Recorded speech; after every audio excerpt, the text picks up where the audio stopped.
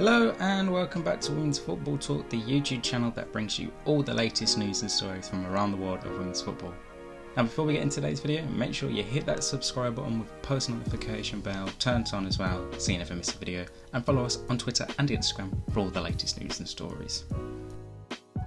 And Saturday's action of this European Championships tournament definitely did not disappoint. We had 6 goals across the 2 games and it was absolutely fantastic football to watch both games. So we'll start off with Portugal versus Switzerland. Obviously Portugal came into this tournament as little and late notice due to obviously Russia being involved in the war, so they were expulsed from all European competitions, so they didn't really have much to go into it, and this being only their second ever European competition, not many people were expecting much from Portugal, and it was the worst start possible for them, as within 2 minutes Kumbaso of Switzerland scored to give them a very early lead, and 3 minutes later Rahel Kivic from a Ramona Bachmann assist made it 2-0 to Switzerland, and it looked like from there on it could be all Switzerland for the remaining 90 minutes and it could be a very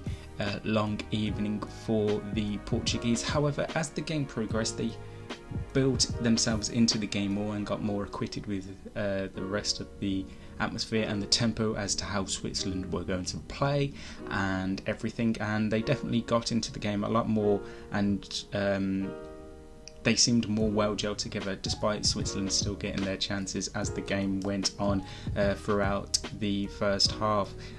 Half time obviously going down 2-0, you're going to expect a reaction, and that is certainly what they had within just over 10 minutes of the second half restarting. Diana Gomes pulled Portugal 1 goal back, and within another 5 minutes Jessica Silva pulled it level in 2-2. A complete shock to Switzerland, who started the second half quite poorly, not creating as many chances or looking as well fruitful as they did in the first 10 minutes of the first half, but maybe that's because they had the confidence and they were thinking that they definitely had the game wrapped up. However, that wasn't the case, as obviously it was case in point in this game, Portugal pulling it back level. And as the game progressed, then the last 20 minutes or so of the second half, both teams definitely had chances to go on and find a winner.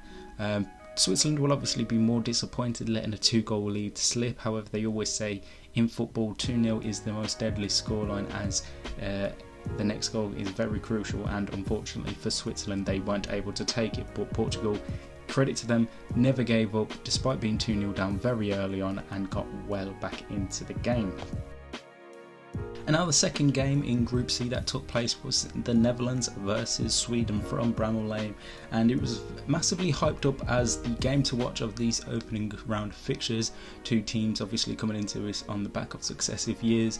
Obviously the Netherlands winning the European Championships back in 2017 on their home soil and being World Cup runners-up in 2019, and obviously Sweden being 3rd place in the 2019 World Cup and obviously having a successful Olympics last summer. So it was quite a close opening half an hour or so, both teams trying to figure each other out, not much going on for either side. Neither keeper was really tested until the 35th minute, when a bit of magic from Kosovari Aslani, the new AC Milan player, out on the right hand side, the lovely bit of skill, nutmegs Anik Nouwen and then finds Jonna Andersson on the back post totally unmarked, and she manages to slide it past Daphne van Domsela, who had came on about 10 minutes before through injury through Sarah van Veenendaal, but back to Andersson. Lovely goal for Andersson and a very unlikely scorer for Sweden. Going back on that Van Domsela appearance, there was a bit of a nasty collision between Lynn Wilms, Stephanie van der Graat and Sarah van Veenendaal, and all 3 players were down for quite a while. Wilms got back up and was able to continue for the whole match. Van der Graat spent most of the time on the ground seeking attention, but again was able to continue afterwards, and then Van Veenendaal had to go down again a couple minutes after the initial incident and was unable to continue, so Van Domsela came on for her second appearance. And then just before half, the Netherlands lost centre back Anik Nouwen to a really nasty ankle injury, as Lena Hurtig seemed to fall on her ankle, but obviously we don't know the full disclosure of those 2 injuries yet, so make sure you keep up to date with them on our channel. Second half came on, Roord scored to bring the Netherlands level thanks to a lovely bit of build-up play from Viviana Miedema, who's out on the left-hand side. And then as the second half progressed, both teams grew into the game, but no side were able to find that winning goal. I think both teams know they will be able to better in their second and third games as the tournament goes on, but will both be happy equally that they didn't concede another and go on to lose this game. So a draw, I think, is in the end is a fair outcome. Right, make sure you like and subscribe. We'll be back tomorrow to wrap up today's games, the final set of group games in match day 1. Obviously, Group D sees the start of Belgium versus Iceland at 5 PM UK time and France versus Italy at 8 PM UK time. And we'll be back to wrap up that. So make sure you follow us on Twitter and Instagram, like I said at the start. And you are subscribed to this channel with post notifications turned on as well. And until tomorrow, we'll see you soon.